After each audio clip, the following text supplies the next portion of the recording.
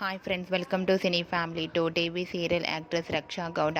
రక్షా Gowda social మీడియాలో ఈ మధ్య చాలా యాక్టివ్గా ఉంటూ తన personal and serial and family అప్డేట్స్ని ఎప్పటికప్పుడు షేర్ చేస్తూ ఉంటుంది.